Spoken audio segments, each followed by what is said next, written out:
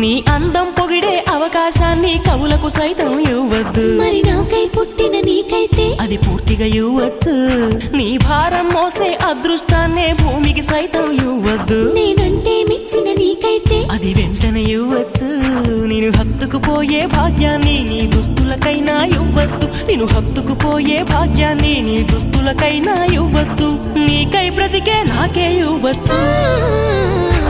నీ నవ్వుల తెల్లదనాన్ని నాగమల్లి అప్పడిగింది. ఇవ్వద్దు ఇవ్వద్దు ఇవ్వద్దు.